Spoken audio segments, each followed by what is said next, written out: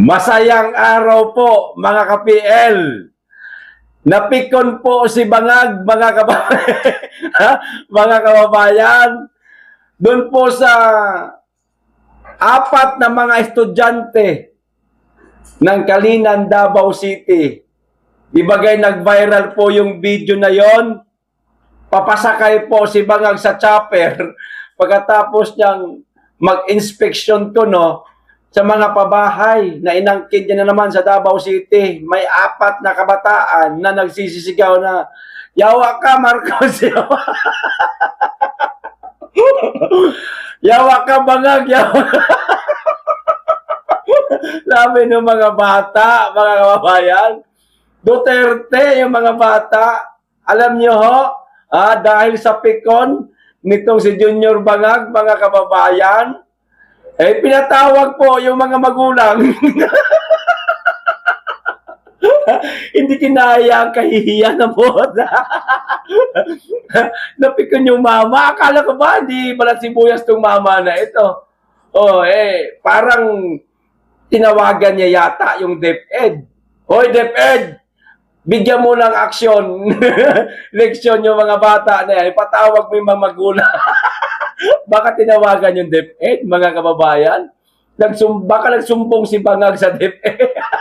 DepEd, eto, pinatawag yung mga magulang ng mga bata. Eto po yung balita. Basahin ko na ho kaagad para mapaikli lang ho tayo. Sabi, mga magulang ng mga estudyanteng tumawag ng yawa at Bangag kay PBBM, mga kababayan. Ipinatawag ng DepEd. Ay, ang dami-dami ng mga nangyaring ganito. Bakit yung sa Davao lang ang ginawa nila ng aksyon? Kung di ako nagkakamali, 2 o 3 beses na po nangyari ito kay Junior, mga kababayan, na ewan ko O sige, sabi natin, binastos siya. Ayan, ng mga estudyante. Hindi lang po isang beses nangyari ito eh. Kahit sa mga pamimigay niya ng ayuda, sa bagay, hindi po mga estudyante. Sa mga pamimigay niya ng ayuda, may ilan doon, mga kabataan, ang ganun din ang sigaw. Hindi nga lang nasabing estudyante talaga kasi nagkataon sa pamimigay ng ayuda, sila o siya sinagawa ng bangag at yawa. Yung kasing sa Kalinan, talagang estudyante kasi nasa loob ng eskwelahan. Napikon yung mama, mag-DepEd. Patawag mo. Ito pa, balita. Ipinatawag ng Department of Education, School Division of Davao, ang mga magulang o guardian ng 4 na estudyanteng sangkot sa viral na insidente kung saan narinig silang sumisigaw ng yawa, bangag, at iba pang masasakit na salita kay Pangulong Ferdinand Marcos sa kanyang pagbisita sa Davao City noong Hulyo 28, mga kababayan, huling basa.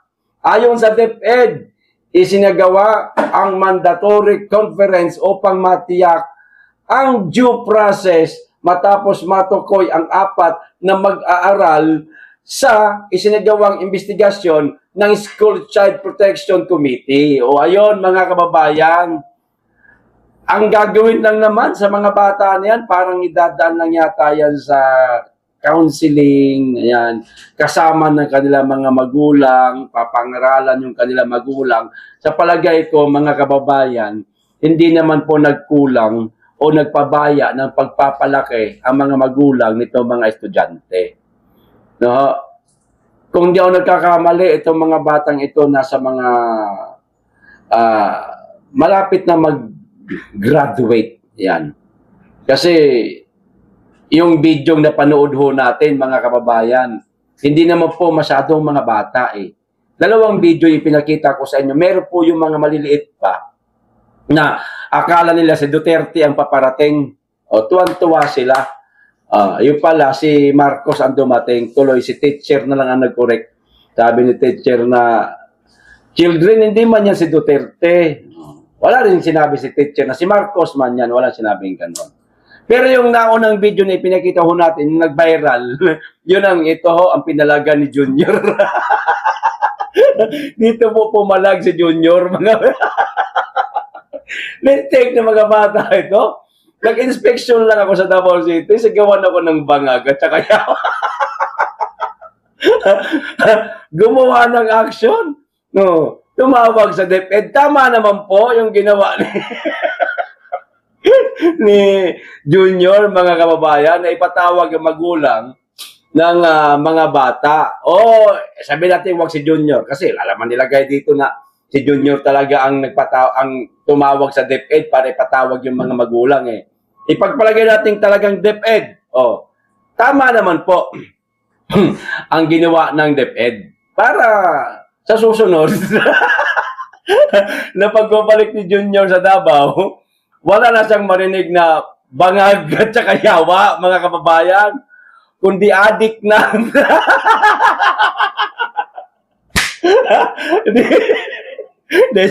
Joke lang po, mga taga Davao na mga estudyante.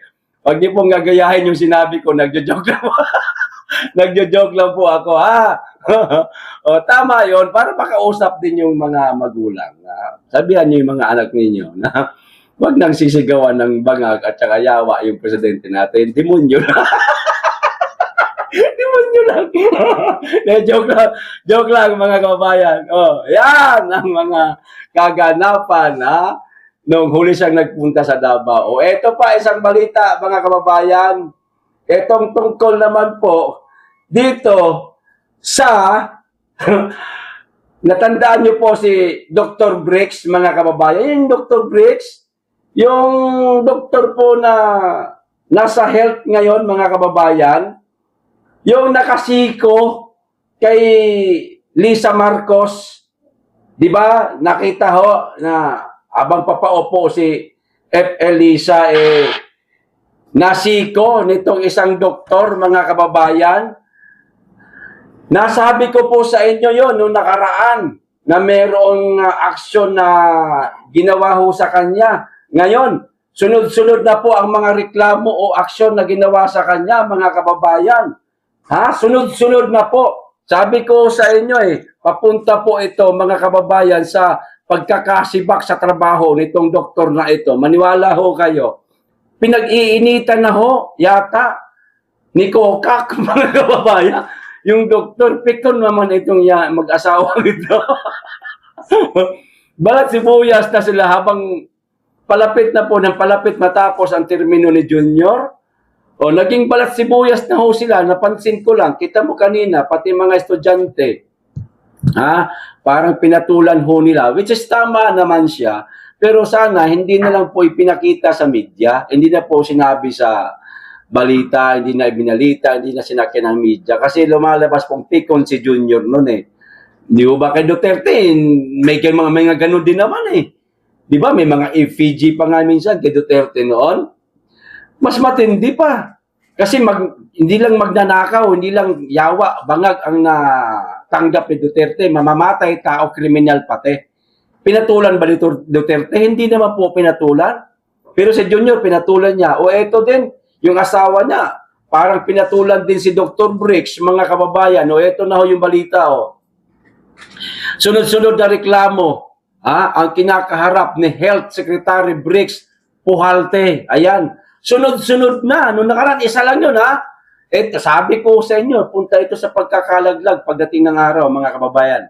Masisibag po ito sa serbisyo. Matapos ireklamo sa Malacanang dahil sa umano'y pagsusugal sa kasino, panibagong reklamo na naman ang isinampa laban kay Pujalte sa Office of the Ombudsman. Mga kababayan, unang reklamo na natanggap ni Pujalte o ni Dr. Briggs, di umano'y sa madalas nitong pagsusugal sa kasino. Napakarami pong politiko ang pumapasok po sa kasino. Bakit si Pujalte lang po ang nasilipan? Nako, karami po ng mga mambabatas. Hindi lamang po kasino pinapasukan, pati po mga hubo-hubo. Meron pa nga isang anak na senador, congressman din. Lumalaklak ng milyon, gumagastos ng milyon sa mga hubo-hubo eh. Bakit di ba? Si Puhalti lang. Eto pa. Inihain ng concerned health advocates na naman tayo. Gumamit na naman kayo ng mga props ninyo para hindi kayo mahalata. Kanina, Bongbong Marcos ang ginamit, DepEd. Di ba? Ngayon, eto, concerned health advocates daw, mga kababayan, ang naghain. Magamit po sila ng mga ganyang props o kung sino man yung mga mga organization na yan, mga advocates na yan, para hindi masabing hindi sila pikon. O sige, pagpalagay natin totoo to. O sino ba nasiko sa ulo? Si Lisa, sino ho ang unang pagbibintangan? Maaaring si Lisa ang nag-utos nito. Di po ba? Inihain ng concerned health advocates for the prevention and control of tuberculosis ang reklamo kaugnay ng umano'y pagsususpinde sa procurement ng 3.225 bilyong tuberculosis medicines na ayon sa grupo ay maaaring magdulot ng kakulangan at pagkaantala ng supply ng gamot, mga kababayan. Dinaan po nila sa ganyan. Kabilang sa mga isinampang kaso, ito na, ang grave misconduct, grave abuse of authority, conduct prejudicial to the best interest of the service, at paglabag sa Anti-Graft and Corrupt Practices Act. Hiniling din nilang isailalim si Puhalti sa preventive suspension habang iniimbestigahan. Matatanda ang naging laman din ng balita si Puhalti matapos, mga kababayan, ang viral na insidente kung saan aksidente niyang nasiko sa ulo the First Lady Lisa Araneta Marcos. Hindi kaya yun ang dahilan na aksidenteng pagkakasiko nitong si Puhalti ni Lisa Marcos, kaya ngayon, mga kababayan, ay kinasuhan na ng grave misconduct, grave abuse of authority, conduct prejudicial to the best interest of the service, at paglabag sa Anti-Graft Corrupt Practices Act. Mga kababayan, kayo na lamang po ang humusga. Ayan na po. Nadali na. Dinadali na ho, mga kababayan, si Dr. Briggs Puhalti. Mag-asawa nga sila, mga kababayan. Parehas po ang ugali. Parehas po pikon. Parehas na po sila ngayon balat sibuyas. Pero ngayon ko lang napansin to, mga kababayan, na pumapatol na po sila sa mga ganitong pangyayari. Ito hinala ko lang naman po. Lilinawin ko Hinala ko lang naman po ito na naging patola na po sila. Naging balat sibuyas na po sila. Hinala ko lang po ito. Maaring ginamit lang ni Junior ang DepEd, tinawagin nila ang DepEd na para ipatawag yung mga magulang. At maaring ginamit lang rin ni COCAC, mga kababayan, itong health advocates na ito na naghain po ng reklamo laban kay Briggs Puhalti. Para hindi ho halata na napikon ho sila. Yun lang siya. Okay, ito pa, isa pang balita, mga kababayan. Ipinagyabang po ni Junior sa kanyang SONA, mga kababayan, ang napakarami ko nung construction sa mga infrastruktura. Sabi niya pa nga, bago daw magtapos ang kanyang termino, masasakyan na daw po natin ang subway, at marami pang iba ipinagyabang siya ng mga mapapakinabangan na di umano natin. Ano ho? Ito ho ang katotohanan, mga kababayan. Sabi ko sa inyo, yabang lang lahat eh. Ayan na naman tayo eh. Ha? Walang matatapos, mga kababayan, na bridge. Walang matatapos na construction. Gaya ng mga pinagyabang ni Junior sa kanyang zona, wala po. Sino may sabi?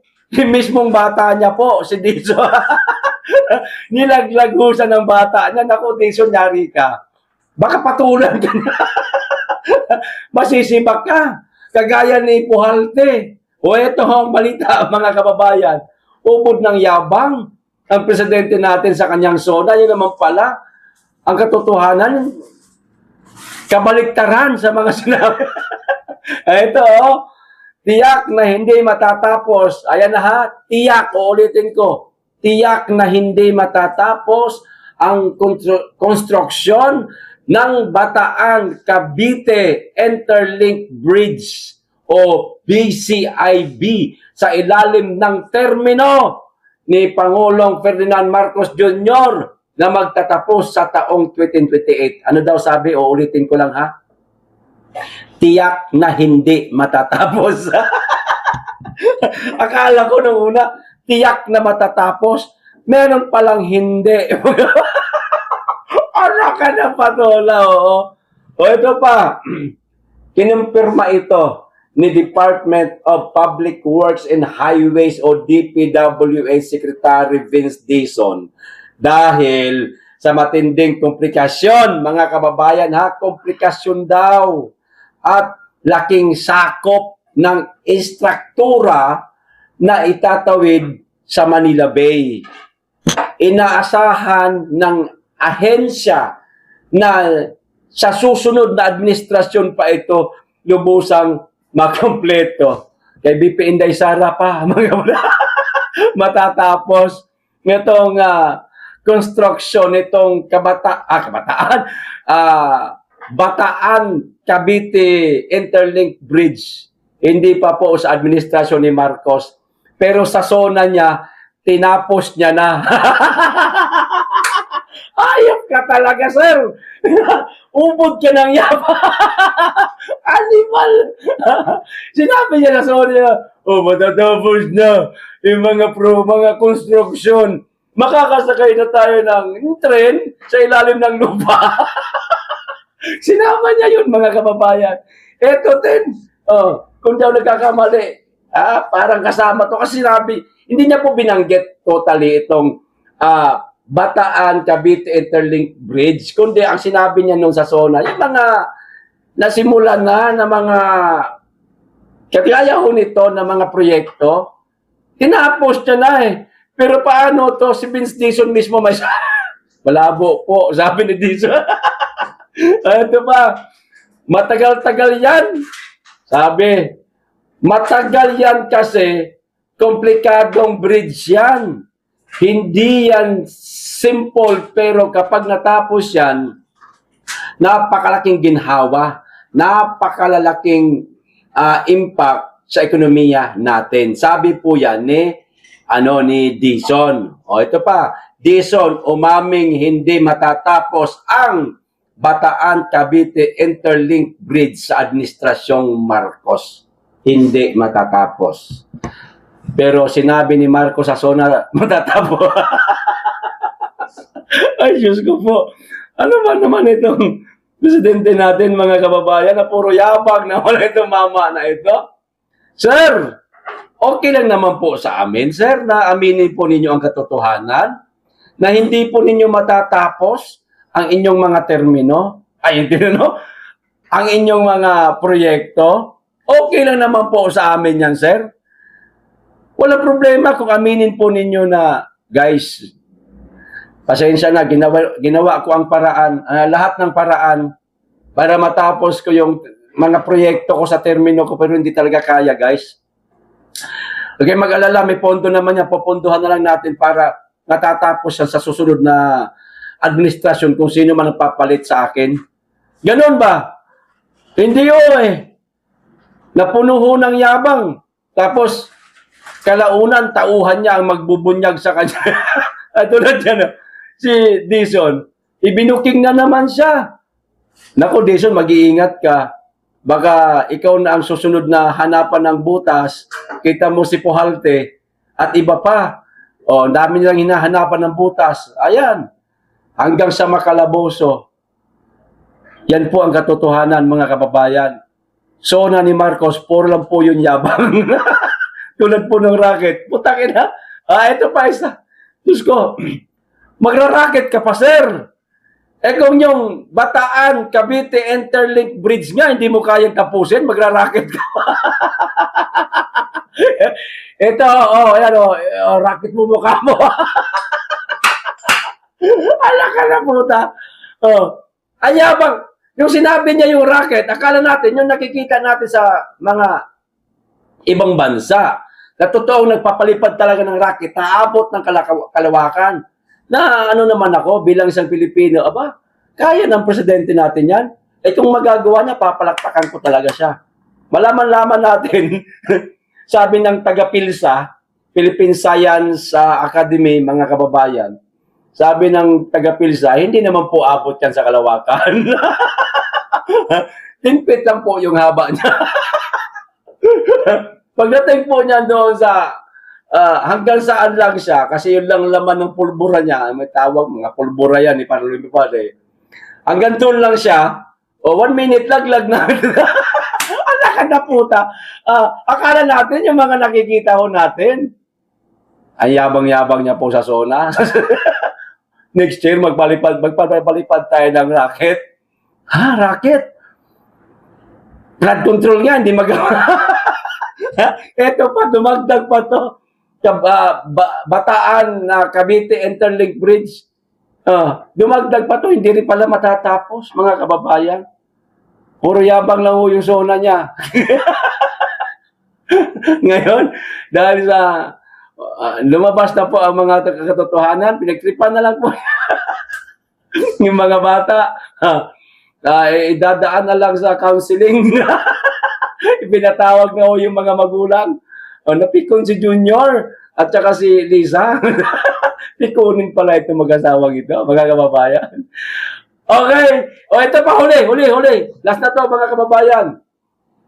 Napansin ko lang po, sa mga Duterte alay na mga politiko, katulad po nitong si Mike Defensor, mga kababayan, parang nagpaparamdam na po sila.